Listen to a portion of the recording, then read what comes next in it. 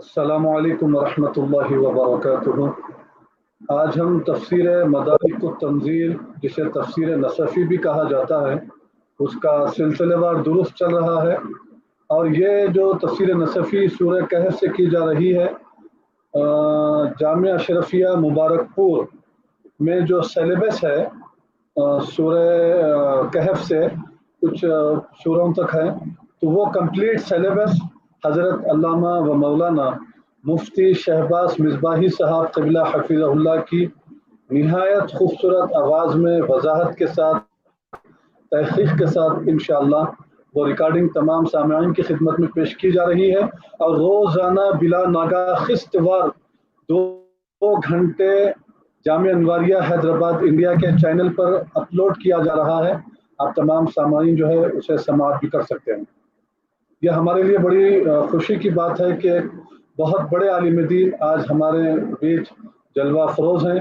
ان سے انشاءاللہ علمی استفادہ آج ہم حاصل کرنے کی کوشش کریں گے اور یہ سعادت حاصل کریں گے۔ تو میں حضرت قبلہ سے گزارش کرتا ہوں کہ وہ اپنے درس کو شروع فرمائیں۔ الحمدللہ نحمده ونصلي على رسوله الكريم وعلى آله وصحبه أجمعين، أما بعد، فأعوذ بالله من الشيطان الرجيم، بسم الله الرحمن الرحيم، وقل الحق من ربكم فمن شاء فليؤمن ومن شاء فليكفر إن أعتدنا للظالمين نارا أحاط بهم سرادقها وإن يستغيثوا يغاثوا بماء كالمهل يشوي الوجوه بئس الشراب وساءت مرتفقا رب اشرح لي صدري ويسر لي أمري واحلل عقدة من لساني يفقهوا قولي اللهم ارحمنا بالقرآن العظيم۔ باب العلم انواریہ ایجوکیشنل سوسائٹی و جامعہ انواریہ حیدرآباد انڈیا کے زیر اہتمام تفسیر نصفی کی ویڈیو ریکارڈنگ قسط وار جاری ہے۔ ہمارا آج کا بیان پارہ نمبر 15 سورہ نمبر 18 کی آیت نمبر 25 سے شروع ہوتا ہے۔ وَقُلِ الْحَقُّ مِنْ رَبِّكُمْ فَمَنْ شَاءَ فَلْيُؤْمِنْ وَمَنْ شَاءَ فَلْيَكْفُرْ۔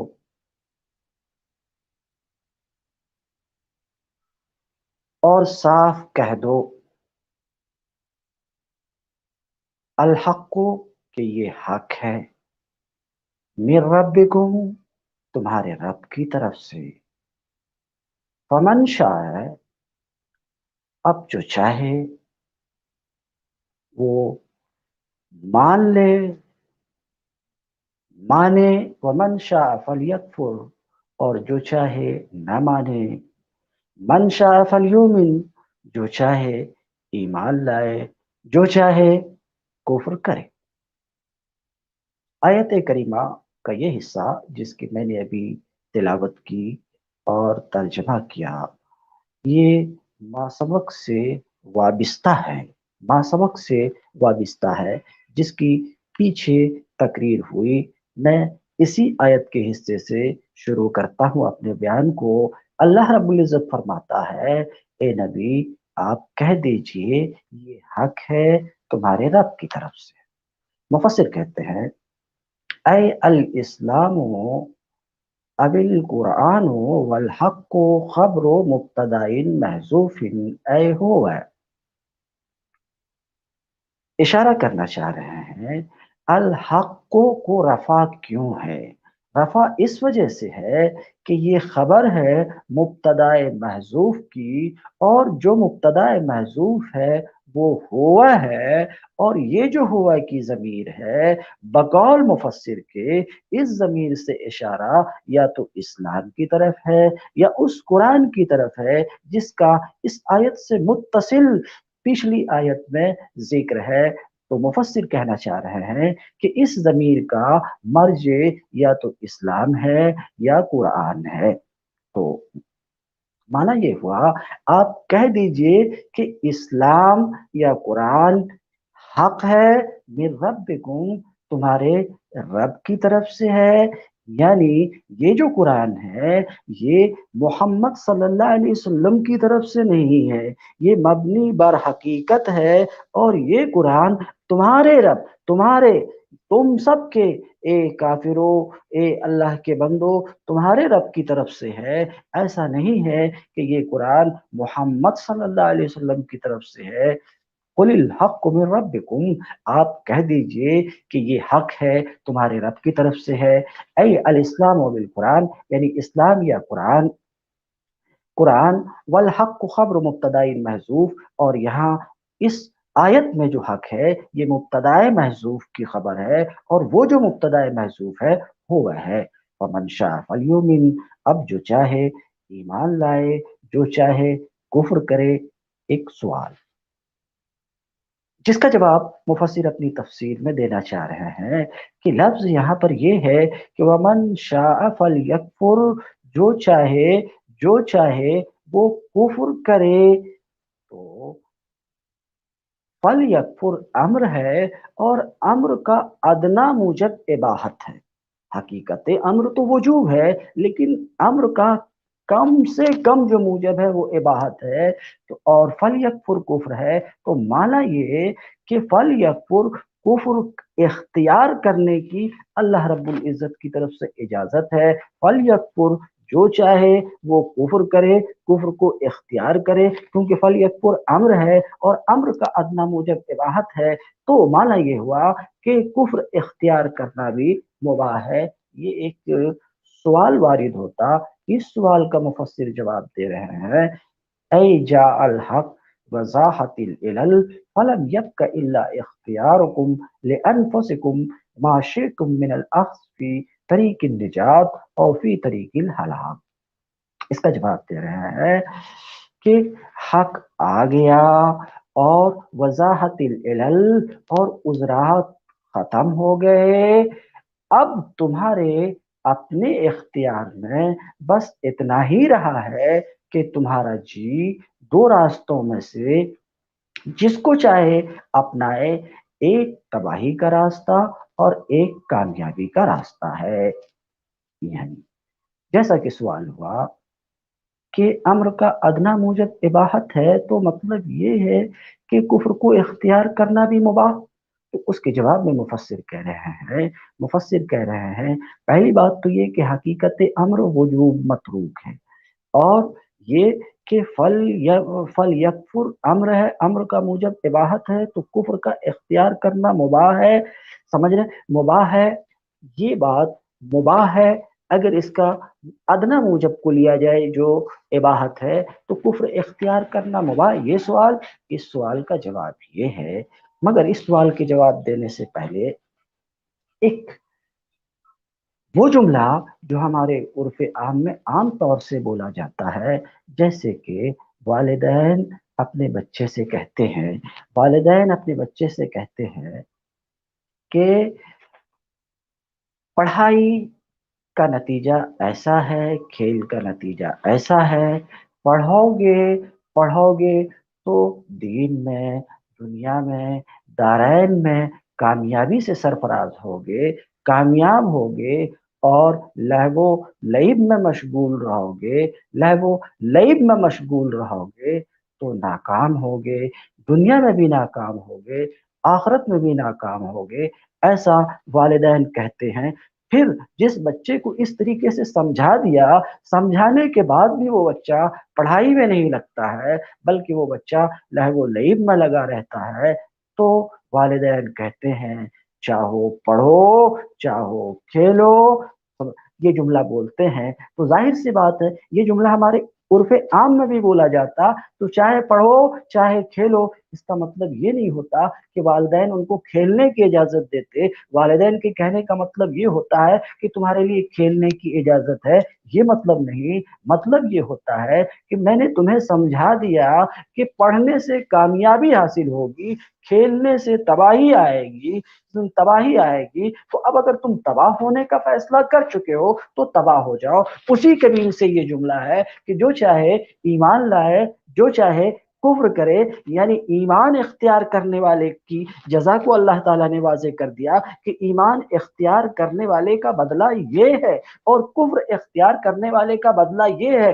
مختصر لفظ میں یہ کہ ایمان اختیار کرنے والے کا بدلہ جنت ہے، آرام ہے، اور کفر اختیار کرنے والے کا بدلہ جہنم ہے، تکلیف ہے۔ اللہ رب العزت نے دونوں بات کو واضح کیا۔ اب تمہاری اپنی مرضی ہے، تمہارا اپنا اختیار ہے، تم دو راستے میں سے جسے چاہو اختیار کرو۔ یہ مفہوم ہے فَلْيَكْفُرْ کا۔ دیکھتے ہیں مفسر اس پر کیا کہتے ہیں۔ اے جا الحق وضاحت العلل، یعنی حق آ گیا تم سب کے سامنے اور عذرات ختم ہو گئے، اب تمہارے اپنے اختیار میں بس اتنا ہی رہا ہے کہ تمہارا جی دو راستوں میں سے جسے کو چاہے اپنائے۔ ایک تباہی کا راستہ ہے، ایک تباہی کا راستہ ہے، اور ایک کامیابی کا راستہ ہے۔ وقال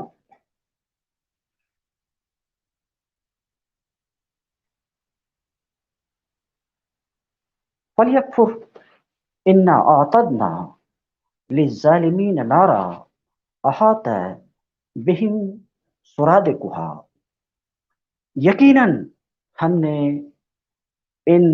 کافروں کے لیے ظالموں کے لیے ان اعتدنا للظالمین نارا، ہم نے ظالموں کے لیے آگ تیار کر رکھی ہے۔ اعتدنا ای حیانا، تیار کر رکھی ہے۔ اس کا لغوی معنی مفسر بتا رہے ہیں حیانا سے کہ اعتدنا کی معنی حیانا، ہم نے تیار کر رکھی ہے للظالمین، ظالموں کے لیے۔ ظالموں سے یہاں پر مراد وہی ہے جس کا ما سبق میں اس سے متصل ذکر ہوا، یعنی کافر کے لیے، مگر اس کو ظالم کہا جا رہا۔ انکار کرنے والے انکار کرنے کی وجہ سے، کفر کرنے والے کفر کرنے کی وجہ سے ظالم ہوئے، اس لیے ظالمین کا لفظ کہا جا رہا۔ مراد ہے للکافرین، یعنی کفر کرنے والے ظالموں کے لیے آتدنا، ہم نے تیار کر رکھی ہے نارا، آگ۔ تو ان آتدنا للظالمین نارا، ہم نے ظالموں کے لیے ایسی آگ تیار کر رکھی ہے، احاط بہم سرادقها، جس کی کناتیں انہیں گھیرے ہوں گی۔ اللہ رب العزت کافرین کی جزا کو، کفر کے جزا کو فرما رہا، کفر اختیار کرنے والے کے بدلے کو فرما رہا ہے کہ اس کا بدلہ یہ ہوگا کہ جنہوں نے کفر اختیار کیا اس کا حال یہ ہے کہ اس کے لیے ہم آگ تیار کر رکھے ہیں جن کی کناتیں احاطہ بہم، ان کو گھیرے ہوئی ہوں گی۔ شبہ ما یحیط بہم من النار، مفسر کہنا چاہ رہے ہیں یہ کناتا سرادق، لفظ سرادق کیا ہے؟ سرادق لغت میں کنات کو کہتے ہیں جو کسی خیمہ کے گرد لگائے جاتے ہیں۔ خیمے وہ کنات جو خیمے کو گھیرے ہوئے ہوتی ہے اسے کنات کہتے ہیں۔ تو لغت میں سرادق کے معنی کنات ہے، اور کنات کا حال آپ کو معلوم ہے کہ یہ کنات جو خیمے میں ہوتی ہے، یہ کنات خیمے کو گھیرے ہوئی ہوتی ہے۔ تو مفسر کہتے ہیں کہ ان کی کناتیں انہیں گھیرے ہوئی ہوگی۔ اصل میں یہ تشبیہ کے قبیل سے ہے یہ عبارت کہ کناتیں ان کو گھیرے ہوئی ہوں گی۔ تو شبہ ما یحیط بہم من النار، مفسر کہتے ہیں کہ ان کو، کافروں کو گھیرنے والی آگ کو تشبیہ دی گئی ہے سرادق سے۔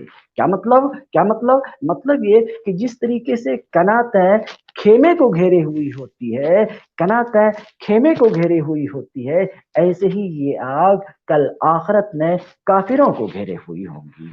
تو کہنا چاہ رہے ہیں کہ یہ عبارت احاط بہم سرادقها یہ تشبیہ کے قبیل سے ہے کہ گھیرنے والی آگ کو اللہ رب العزت نے सुरादिक से तशबीह दी है। ये सुरादिक इनके लफ्ज में क्या है, हियल हुजरतो तकूनु हौलल फुस्तात, ये वो कमरा है जो खेमे के इर्द गिर्द हुआ करता है।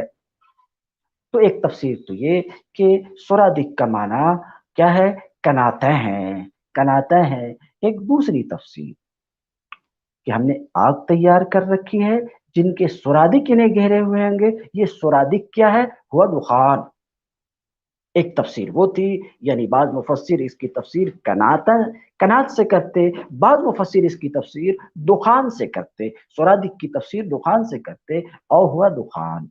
या ये सुरादिक क्या है, धुआं है जो काफिरों को घेरेगी काफिरों के जहन्नम में दाखिल होने से कबल। ये दूसरी तफसीर हुई। बाद मुफस्सिर कहते हैं कि सुरादिक से मुराद है आग की दीवार जो इनको घेरे हुई होगी। तो पूरे का माना ये कि हमने इन जालिमों के लिए एक आग तैयार कर रखी है, एक आग तैयार कर रखी जिसकी कनातें हमारी अपनी जबान में, जिसकी लिपटें इन्हें घेरे हुई होंगी। तो ये हाल है, ऐसी आग हमने इसके लिए तैयार, जालिमों के लिए, काफिरों के लिए तैयार किया है, जिनकी कनातें, जिनकी लिपटें इन्हें घेरे हुई होंगी। अब ये कनातें इन्हें घेरे हुई होंगी। इन यस्तगीसु युगासु बिमाइन, अगर ये प्यास से पानी तलब करेंगे, युगासु बिमाइन, जहन्नम में प्यास से पानी तलब करेंगे तो क्या होगा, इनकी तवाज़ो की जाएगी। बेमाइन, ऐसे पानी से कल मोहले, जो तलछट की तरह होगा, इनकी खातिरदारी की जाएगी, इन जहन्नमियों की खातिरदारी की जाएगी ऐसे पानी से जो पानी तलछट की तरह होगा। अब हुआ दुर्दियु जैद से मोहल का लुग़वी माना मुफस्सिर बताना चाह रहे हैं कि मोहल क्या है, दुर्दियु जैद तलछट है। एक सवाल कि जहन्नम में प्यास की वजह से पानी मांगेंगे तो युगासु, खातिरदारी की जाएगी, तवाज़ो की जाएगी।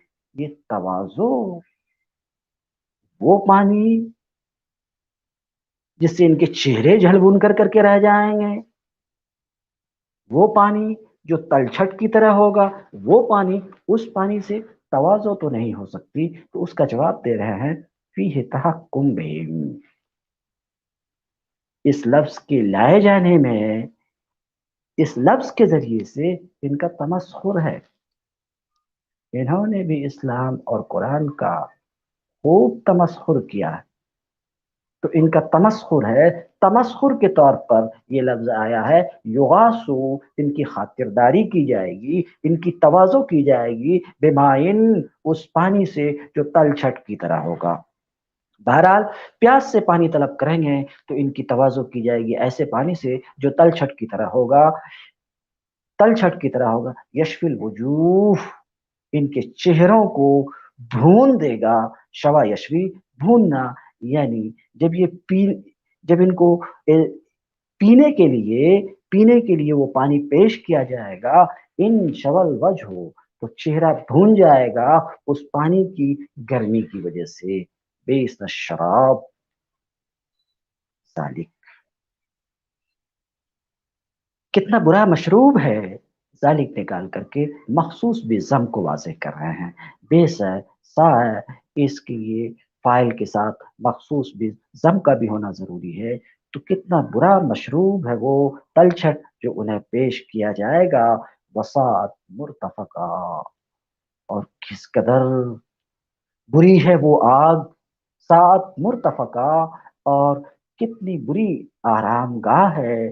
सात में जो जमीर है वो जमीर पलट रही नार की तरफ, ये आग, ये जहन्नम किस कदर बुरी आरामगाह है। मुर्तफका ऐ मुत्तका, टेक लगाने की जगह रिफ्क से ये माखूज है। मुर्तफका टेक लगाने की जगह, तकिया लगाने की जगह आरामगाह। तो अल्लाह रब्बुल इज्जत फरमाते हैं कि बेस शराब, किस कदर बुरा मशरूब है वो जो इन्हें पेश किया जाएगा। اور کتنی بری آرام گاہ ہے جو انہیں میسر ہوگی، وہذہ لمشاکلت، ایک سوال کا جواب، مرتفقہ آگ اور آرام گاہ، آگ کو آرام گاہ کہا جانا، وہ بھی اتنی اس خطرناک آگ کو آرام گاہ کہا جانا، تو یہ آرام گاہ کیسے کہا جا رہا؟ مشاکلہ کی وجہ سے، مشاکلہ کی وجہ سے ابھی کفر اختیار کرنے والے کی یہ جزا جو بیان ہوئی، آگے یہ بات آ رہی کہ ایمان اختیار کرنے والے کے لیے یہ جزا ہے، تو اس جزا کو بیان کرتے ہوئے ان کے لیے لفظ آیا ہے حسنت مرتفقہ، جنت کیا ہی شاندار آرام گاہ ہے، تو جہنم کے لیے بھی وہی لفظ لایا گیا صرف مشاکلہ کی وجہ سے، دونوں کے ہم شکل ہونے کی وجہ سے، یعنی رہنے کی جگہ، یہ بھی ٹھہرنے کی جگہ ہے اور یہ بھی ٹھہرنے کی جگہ ہے، یہ بھی ٹھہرنے کی جگہ ہے، تو اس ٹھہرنے کی جگہ کے لیے آرام گاہ کے لفظ کا استعمال ہوا، تو اس کے لیے بھی مرتفق کا لفظ مستعمل ہوا۔ وبین ھذا لمشاکلۃ قولہ وحسنت مرتفقہ، یہ اللہ تعالیٰ کے قول وحسنت مرتفقہ کے مشاکلہ کے طور پر آیا، ورنہ جہنمیوں کو کہاں سے ارتفاق و آرام ہوگا۔ وبین جزاء من اختار الایمان، پھر اللہ رب العزت نے اس کے جزا کو، اس کے صلہ کو، اس کے بدلے کو بیان فرمایا جو ایمان کو اختیار کرے، فقال، تو بیان کرتے ہوئے فرمایا ان الذین آمنوا وعملوا الصالحات ان لا نضیع اجر من احسن عملا، یقین جانو، یقیناً جو ایمان لائیں اور اچھے کام کریں، جو ایمان لائیں اور اچھے کام کریں، یقین جانو ہم اچھے کام کرنے والوں کے صلہ کو ضائع نہیں کریں گے، لا نضیع، ہم ضائع نہیں کریں گے، یقین مانو ہم ضائع نہیں کریں گے، اجر من، اس کے بدلے کو جس نے اچھے کام کیا، من احسن عملا، اچھے کام کرنے والے کے اجر کو ہم ضائع نہیں کریں گے، یقین جانو اولئک لہم جنات عدن، ان نیکوکاروں کے لیے جنات عدن ہیں، بسنے کے باغات ہیں، ٹھہرنے کے باغات ہیں۔ کلام مستانف بیان للاجر المبہم، مفسر کہنا چاہتے ہیں کہ آیت کا یہ ٹکڑا اولئک لہم جنات عدن، نو کی زبان میں بولیں تو یہ جملہ، یہ کلام کیسا کلام ہے؟ تو کہتے ہیں جملہ مستانفہ ہے۔ جملہ مستانفہ کیا ہوتا ہے؟ جملہ مستانفہ وہ جملہ ہوتا ہے کہ ما سبق کے جملے میں کوئی وہم، کوئی شبہ پیدا ہوتا، تو اس شبہ کو دور کرنے کے لیے، یا کوئی سوال پیدا ہوتا، اس سوال کا جواب دینے کے لیے جو جملہ آتا ہے نحو کی زبان میں، اسے جملہ مستانفہ، اسے کلام مستانف کہتے ہیں۔ تو کیا کہہ رہے ہیں؟ اولئک لہم جنات عدن، ان کے لیے بسنے کے باغات ہیں، یہ جملہ مستانفہ ہے۔ جملہ مستانفہ کا مطلب یہ پچھلے جملے سے پیدا ہونے والے سوال کا جواب ہے۔ پچھلے جملے سے کون سا سوال پیدا ہوتا ہے؟ سوال یہ ہوتا ہے کہ پچھلے جملے میں کہا گیا لا نضیع اجر من احسن عملا، نیکوکار کے اجر کو ہم ضائع نہیں کریں گے، تو سوال یہ کہ اجر کو ضائع نہیں کریں گے، یہ بات مبہم ہے، وہ جو نیکوکار کا صلہ ہوگا وہ صلہ کیا ہے؟ تو اس کا جواب یہاں پر ہے صلہ جنات عدن ہے۔ کلام مستانف، یہ کلام مستانف ہے، یہ جملہ مستانفہ ہے، اجر مبہم کا بیان ہے۔ وَلَكَ أَن تَجْهَلَ، ایک تو نحوی اعتبار سے اس جملے کی یہ ترکیب ہو سکتی ہے، اس جملے کے بارے میں ایسا کہا جانا صحیح ہے کہ یہ جملہ مستانفہ ہے۔ ایک دوسری ترکیب بھی ممکن ہے جس کو مفسر بیان کر رہے ہیں، وَلَكَ أَن تَجْعَلَ إِنَّا لَا نُضِيعُ وَأُولَئِكَ خَبْرًا مَعَ، نحوی اعتبار سے مفسر کہتے ہیں کہ آپ ایسا بھی کر سکتے ہو، کیسا کر سکتے ہو؟ آپ ایسا بھی کر سکتے ہو کہ اللہ تعالیٰ کا قول انا لا نضیع اجر من احسن عملا، اس کو، اور اللہ تعالیٰ کے قول اولئک لہم جنات عدن، اس کو، ان دونوں کو ایک ساتھ خبر بنا سکتے ہو۔ ان دونوں کو ایک ساتھ خبر کس کی خبر بنا سکتے؟ ایک منٹ انتظار کریں. ان الذین آمنوا وعملوا الصالحات، ان حرف مشبہ بالفعل ہے، الذین اسم موصول ہے، آمنو معطوف علیہ ہے، واو حرف عطف، عملو فعل با فاعل،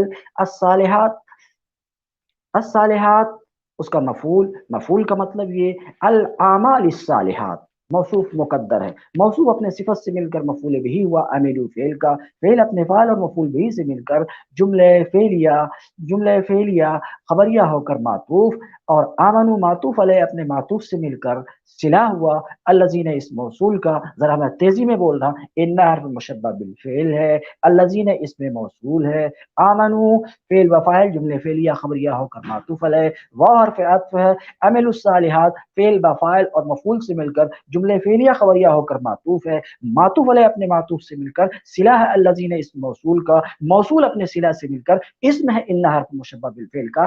اب کیا کہنا چاہ رہے ہیں؟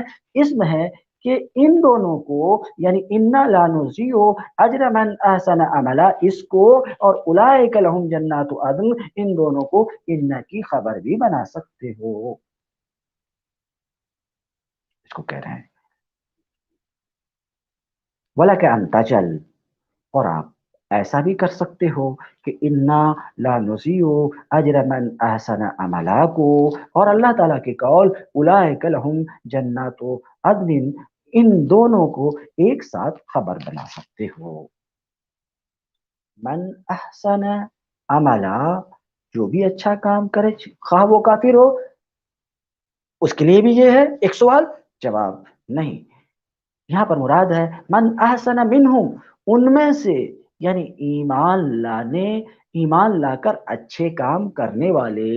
تو منہم یہاں پر مقدر ہے، یہ ایسے ہی جیسے کہ بولا جاتا الثمن منوان بدرہم، ایک درہم میں گھی 2 من، تو یہ 2 من کس میں سے؟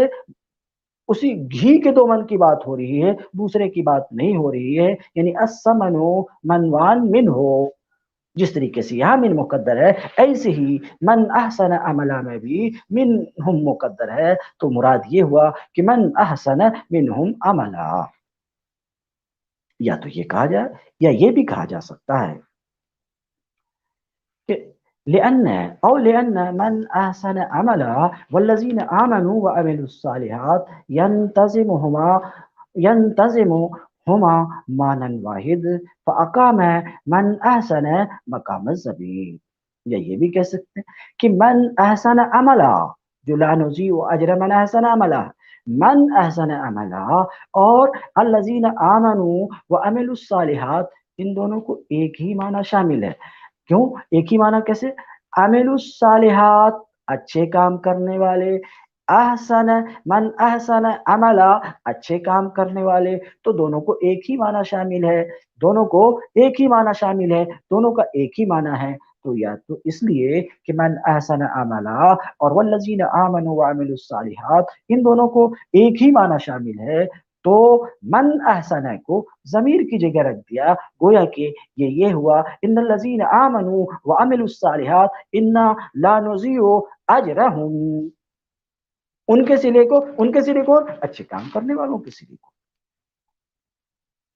تو اس کو ضمیر کی جگہ رکھ دیا گیا. تو اللہ رب العزت فرماتا ہے اولئک لہم جنات عدن، ان کے لیے، ایمان لا کر اچھے کام کرنے والوں کے لیے، ان کے لیے کیا؟ جنات عدن، ایسے بسنے کے باغات ہیں، ایسے بسنے کے باغات ہیں، تجری من تحتہم الانہار، جن کے نیچے نہریں رواں ہوں گی، جن کے نیچے نہریں رواں ہوں گی، ایسے باغات ہوں گے. یحلون فیہا من اساور، وہاں یعنی ان باغات میں ان کو من اساور من ذہب، ان باغات میں ان کو سونے کا کنگن پہنایا جائے گا. یحلون فیہا، وہاں پہنایا جائے گا ان کو من اساور من ذہب، سونے کے کنگن. اب جنت میں بہت سے لباس ہوں گے اور بہت سی آرام کی باتیں ہیں. پہننے کی بات آئی تو یہ جملہ آیا، یہ جملہ کہ ان کو سونے کے کنگن پہنائے جائیں گے، اور بھی بہت کچھ پہنایا جائے گا کپڑے کے سوا، سونے کے کنگن کے سوا. مگر اسی کا ذکر کیوں ہوا؟ اس کی وجہ یہ ہے کہ جس زمانے میں اس قرآن کا نزول ہوا اس وقت شاہان بادشاہان کا لباس یہ ہوتا تھا. اس وقت کے بادشاہان کا طریقہ یہ تھا کہ بادشاہان اپنے ہاتھ میں سونے کے کنگن پہنتے تھے، سونے کے کنگن پہنتے تھے. تو اس لفظ کے ذکر کے ذریعے سے اس لفظ کے سونے کے کنگن پہنائے جائیں گے، اس سے بتانا مقصود یہ ہے کہ وہاں شاہانہ زندگی ہوگی، بادشاہ والی زندگی ہوگی. اس وجہ سے اس کا تذکرہ ہوا سونے کے کنگن کا. وہاں ان کو سونے کے کنگن پہنائے جائیں گے. من اصابر من ذهب، دو جگہ من آیا ہے مگر دونوں من میں فرق ہے. ایک من ابتدا کے لیے ہے اور دوسرا من بیان کے لیے ہے. بیان کے لیے ان کو وہاں پہنایا جائے گا کنگن. اب سوال یہ کہ وہ کنگن کس چیز کے ہوں گے؟ سونے کے ہوں گے، چاندی کے ہوں گے، کسی اور دھات کے ہوں گے. تو کنگن یعنی سونے کے، کنگن یعنی سونے کے. تو اس کنگن کو بیان کر رہا ہے من کا لفظ، اس لیے دوسرا جو من ہے وہ بیانیہ ہے، اس کو مفسر کہتے ہیں من للبیان. لیکن اس سے پہلے کا باقی ہے من اصابر من للابتداء. من اصابر میں جو من ہے ابتدا کے لیے ہے. سوال یہ کہ من اصابر من الاصابر کیوں نہیں کہا گیا؟ تو کہتے ہیں کہ اصابر کو نکرہ لایا گیا. اصابر کو نکرہ لایا گیا کیوں؟ اس کی وجہ آگے بتا رہے ہیں. پہلے اصابر کے لفظ کی تحقیق کرتے ہیں. اصابر ہے جمع اسورہ. اصابر کا لفظ یہ اسورہ کی جمع ہے. اسورہ کیا ہے؟ التی ہی ہے جمع سوار. یہ اسورہ سوار کی جمع ہے. مختصر لفظ میں اصابر جمع الجمع ہے، یعنی سوار کی جمع اسورہ ہے اور اسورہ کی جمع اصابر ہے. اب وہی سوال کہ اس کو نکرہ کیوں لایا گیا؟ کہتے ہیں لِإِبْهَامِ أَمْرِهَا فِي الْحُسْنِ. اس کو نکرہ لایا گیا اس لیے کہ حسن میں اس کا معاملہ مبہم ہے، کہ کس قدر حسین ہوگا وہ مبہم ہے.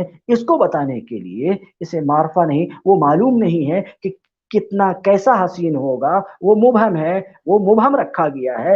اس لیے اس کو نکرہ لایا گیا اور اس بات کا افادہ کرنے کے لیے اسے نکرہ لایا گیا بجائے معرفہ کے. کہتے ہیں بہا میں امرہا، اس کے معاملے کے مبہم ہونے کی وجہ سے. کس سلسلے میں؟ حسن کے سلسلے میں. من ذهب، سونے کے. تو وہاں ان کو سونے کے کنگن پہنائے جائیں گے. وَيَلْبَسُونَ ثِيَابًا خُضْرًا مِنْ سُنْدُسٍ وَاسْتَبْرَقٍ. اور وہاں وہ باریک ریشم اور اطلس و دیبا کے سبز رنگ کے کپڑوں میں ملبوس ہوں گے.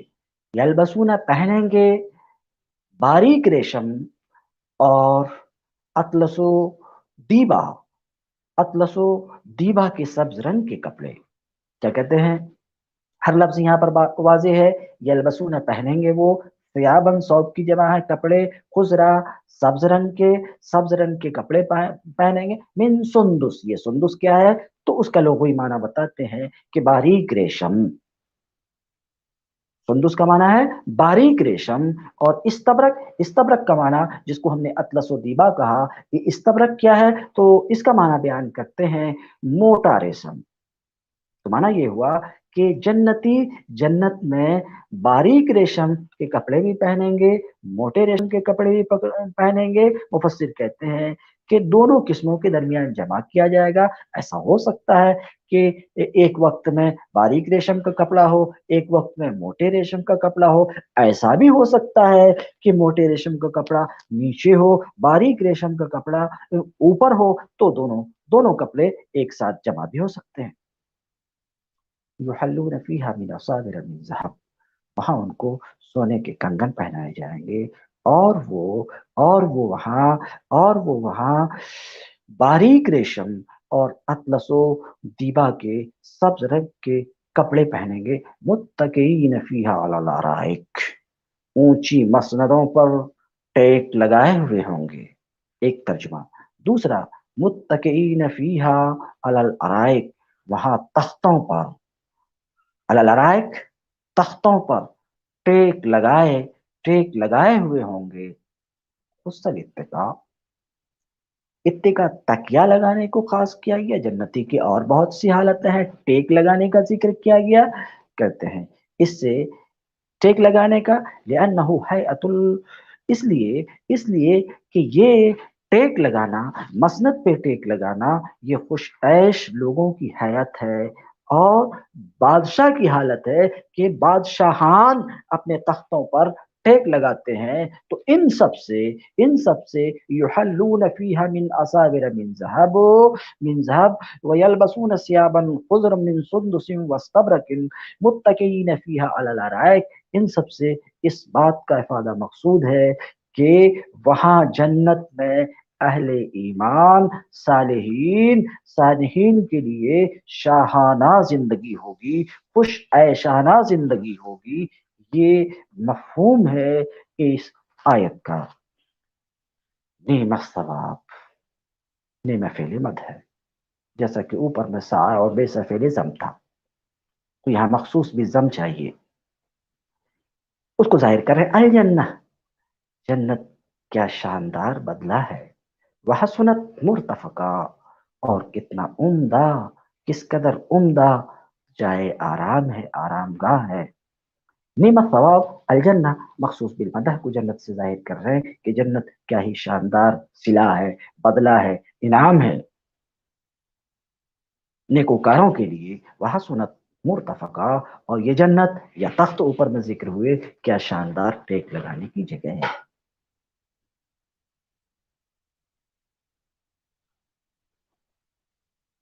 وَاضْرِبْ لَهُمْ مَثَلَ الرَّجُلَيْنِ، ان کے سامنے ایک مثال پیش کیجیے۔ اس مثال کی مناسبت سمجھنے کے لیے پچھلے رکوع کی وہ آیت نگاہ میں رہنی چاہیے جس میں مکہ کے متکبر سرداروں کی اس بات کا جواب دیا گیا تھا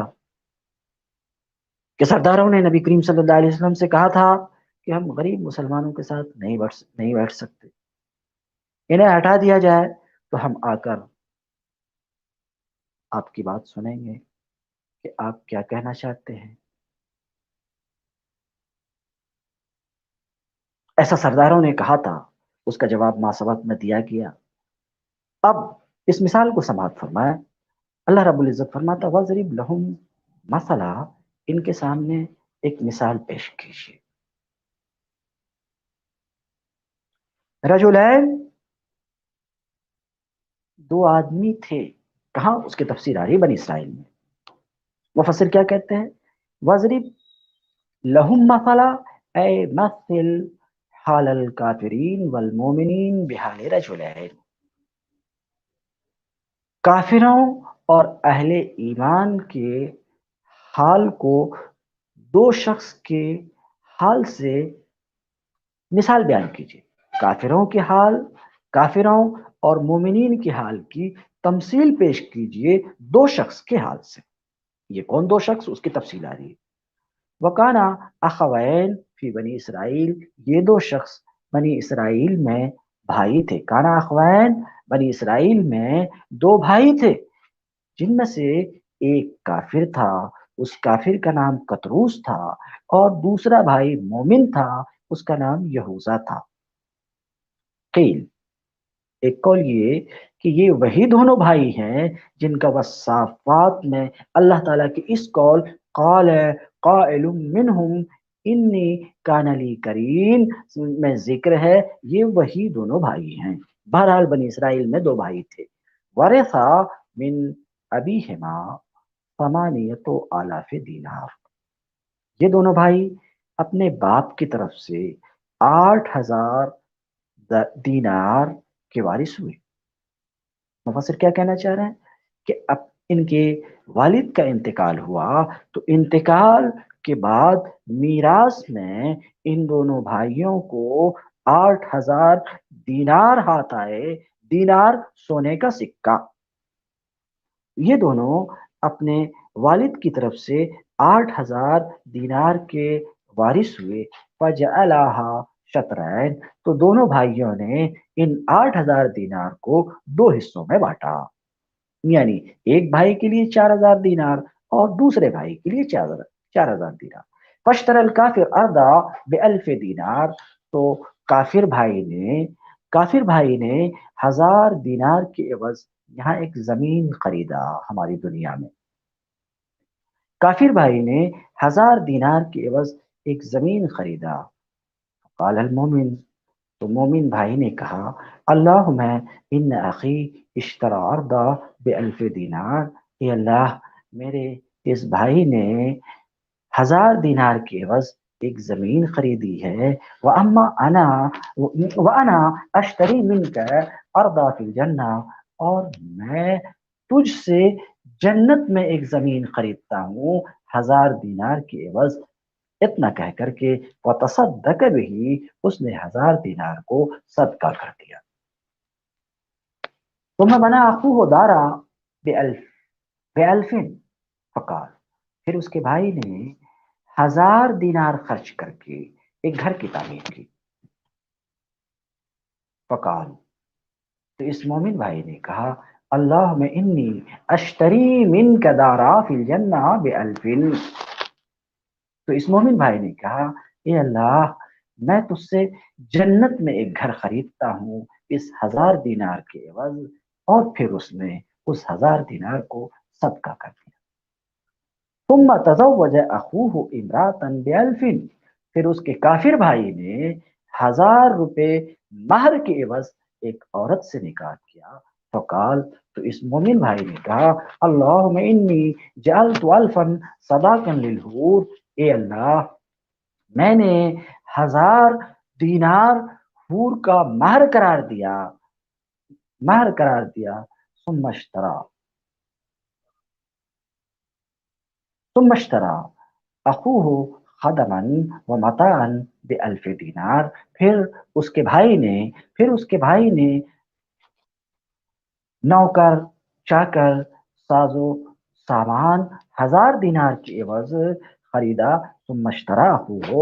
پھر اس کے بھائی نے خریدا خدمتگار. خادم کی جمع خدم. پھر اس کے بھائی نے خریدا خدمت گزار اور دوسرے مال و اسباب 1,000 دینار کے عوض. فقال. تو اس مومن بھائی نے کہا اللہم انی اشتریت منک الولدان. اے اللہ میں نے تجھ سے غلمان خریدے. میں نے تجھ سے دائمی رہنے والے غلمان خریدے 1,000 روپے کے عوض. وتصدق به. پھر اس نے 1,000 روپیہ نہیں 1,000 دینار کی بات چل رہی 1,000 دینار کے عوض فتصدق به. تو اس نے 1,000 دینار صدقہ کر دیا. پھر کچھ دنوں کے بعد ثم اصابته حاجہ. پھر اس مومن بھائی کو مجبوری لاحق ہوئی، محتاجگی آئی، ضرورت پیش آئی. اصابته حاجہ اسے ضرورت پیش آئی مومن بھائی کو. وجلس لأخیہ علی طریقہ فمر به. چنانچہ وہ اپنے بھائی کے انتظار میں اس کے آنے کے راستے کے پاس بیٹھا. مومن بھائی فمر به. تو اس کے کافر بھائی کی گزر ہوئی اس کے پاس سے اپنے نوکر چاکر کے ساتھ. وتعرض له. تو یہ مومن اپنے کافر بھائی کے درپے ہوا طلب کیا کچھ. فطردہ. طرد یطرد دھتکارنا. تو اس کافر نے اپنے مومن بھائی کو دھتکارا. ووبخہ علی التصدق بمالہ. دھتکارا اور اپنے مال کے صدقہ کرنے پر ڈانٹا ڈپٹا زجر و توبیخ کی.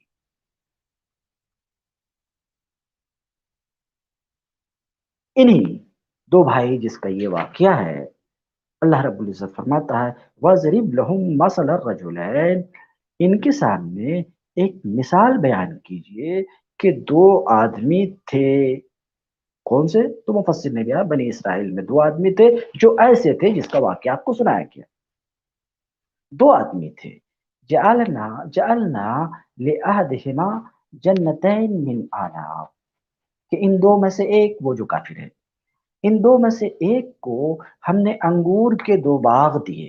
جنتین من اعناب انگور کے 2 باغ دیے. بستان من کروب انگور کے دو باغ اس تفسیر سے لغوی معنی بتانا چاہ رہے ہیں کہ جنت کے معنی بستان ہے، عنب کے معنی انگور ہے۔ دو میں سے ایک کو دو مردوں میں سے ایک کو ہم نے انگور کے باغ دیے، وحففناہما بنخل، اور ان دونوں باغوں کی ہم نے گھیرا بندی کی، باڑ لگائی، بنخل، کھجور کے درخت سے۔ کیا مطلب؟ دونوں باغوں کو کھجور کے درختوں سے ہم نے گھیر دیا۔ یہ اس کا لغوی معنی ہے، اسی کو مفسر واضح کرتے ہیں، وَجَعَلْنَا النَّخْلَ مُحِيطًا بِالْجَنَّتَيْنِ، ہم نے کھجور کے درخت سے دونوں باغوں کو گھیر دیا، کھجور کے درختوں سے دونوں باغوں کو گھیر دیا۔ ایسا کیا ہے؟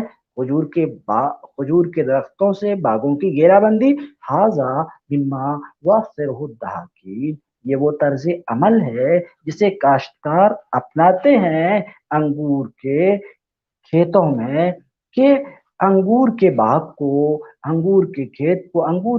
کو وہ مضبوط کرتے ہیں، محفوظ کرتے ہیں، گھیرتے ہیں پھلدار درختوں سے۔ اب حففنا کا جو لفظ آیا ہے اس کی لغوی تحقیق کرتے ہیں۔ یقالو حفوہ، اہل عرب بولتے ہیں، یقالو بولا جاتا ہے، اہل عرب بولتے ہیں حفوہ۔ یہ حفوہ اہل عرب کب بولتے ہیں؟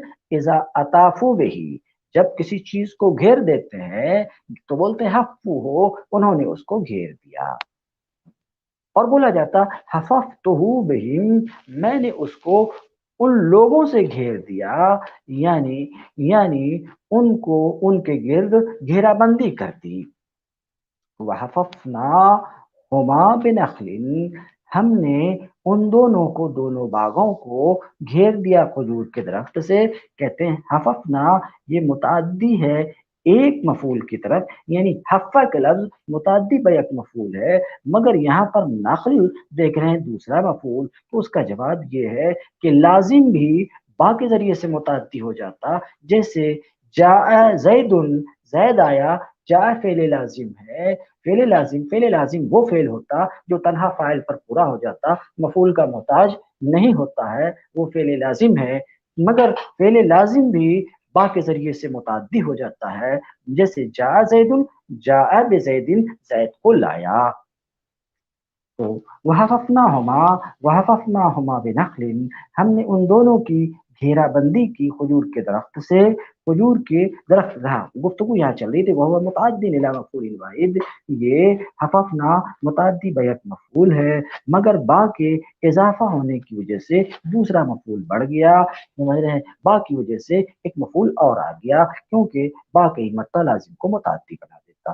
وجعلنا بینہما زرعا، اور ہم نے ان دونوں باغوں کے درمیان ایک کاشت کی زمین بھی رکھی، دو باغ بنائے اور دونوں باغوں کے درمیان کاشت کھیتی کی زمین بھی بنائی ہم نے۔ ای جعلناہا، یعنی اللہ رب العزت فرماتا ہم نے اس کو ایسی زمین بنایا، ہم نے اس کو ایسی زمین دیا جو زمین دانے اور پھل دونوں کی جامع تھی، جس زمین میں دانے بھی اگتے تھے اور پھل بھی اگتے تھے، جس میں پھل کے بھی درخت تھے اور دانے کے بھی۔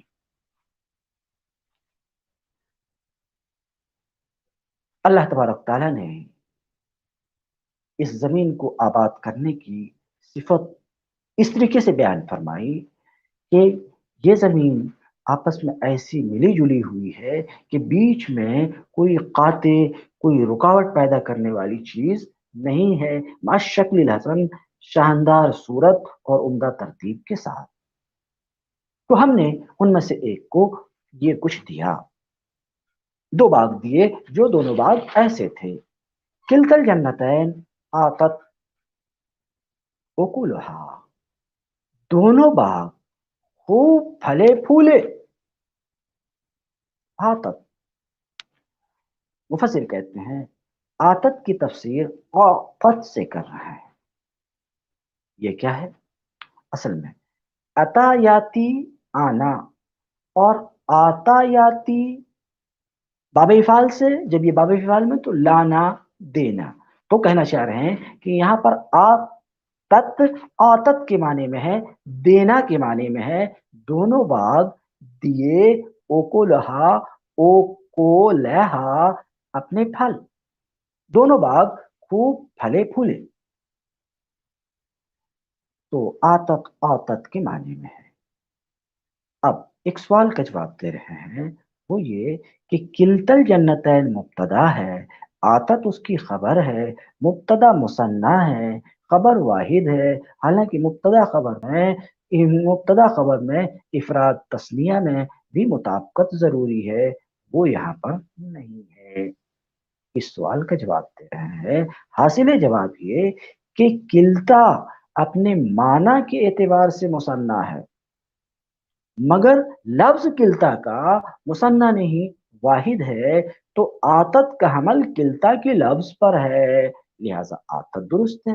ہاں اگر اس کا حمل معنی پر ہو تو پھر آتتا ہوگا، اور دونوں ہی درست ہے۔ کہتے ہیں لفظ پر حمل ہے اس لیے کہ کلتا کا لفظ مفرد ہے، ولو قیل ہے آتتا، اور اگر آتت کی جگہ آتتا کہا جاتا تو ایسی صورت میں اس کا حمل کلتا کے لفظ پر نہیں ہوتا، معنی پر ہوتا، اور یہ بھی درست ہوتا۔ دونوں باغ خوب پھلے پھولے، آتت آتت اوکلہا اے ثمرہا، دونوں باغ دیے اپنے پھل، اوکل اے ثمر اپنے پھل، ولم تظلم منہ شیئا، اور پھل دینے میں کوئی کسر نہیں چھوڑے، یعنی دونوں باغ خوب پھلے پھولے اور باغ میں کچھ کمی نہ رہی پھل دینے میں۔ وفجرنا خلالہما نہرا، اور ان دونوں باغوں کے درمیان ہم نے ایک نہر جاری کیا، ان دونوں باغوں کے بیچ میں ہم نے ایک نہر جاری کیا۔ اللہ رب العزت نے دونوں باغوں کی صفت بیان کی، پورا پھل دینے سے بغیر کمی کیے ہوئے۔ پھر اللہ رب العزت نے بیان کی اس چیز کو جو خیر کی اصل اور مادہ ہے، یہ خیر کی اصل مادہ یعنی سچائی کا مسئلہ، سچائی کا معاملہ، کیونکہ پانی اور سچائی کے بغیر پھل نہیں آ سکتا، تو اللہ رب العزت نے یہ فرمایا کہ ہم نے باغ بھی دیا، اور باغ میں پھل آنے کے لیے جس مادہ اور جس اصل کی ضرورت ہے، جس اصل پانی کی ضرورت ہے، اور باغ اور باغیچے اور زمین میں پانی حاصل ہونے کے لیے سب سے افضل جو ذریعہ ہے وہ بہتا ہوا نہر ہے، وہ بھی ہم نے دیا۔ وکان لہو ثمر، یہ دو باغ جس کو ہم نے دیا، کانا لہو، اس کو ہا کی ضمیر صاحب جنتین کی طرف پلٹ رہی ہے، یعنی ان دونوں باغ والے کانا لہو ثمر، اور اس کے پاس یعنی دو باغ والے کے پاس کانا ثمر، قسم قسم کے مال تھے، یعنی باغ کے علاوہ اور کئی قسم، انواع من المال، تو ثمر یہاں پر صرف مال کے معنی میں نہیں ہے بلکہ قسم قسم کے مال کے معنی میں۔ یہ کس طریقے سے؟ تو مصنف کہتے ہیں وکان لہو ثمر، اور اس کے پاس قسم قسم کے مال تھے، من ثمر مالہ، یہ ثمر مالہ سے مشتق ہے، یہ اس وقت بولا جاتا جب کسی کے پاس مال بہت ہو۔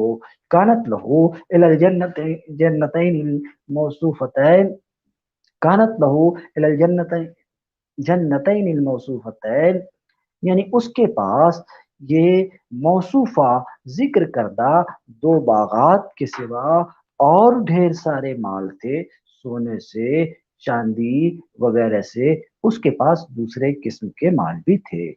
فقال لصاحبہ وهو يحاور، یہ سب کچھ پا کر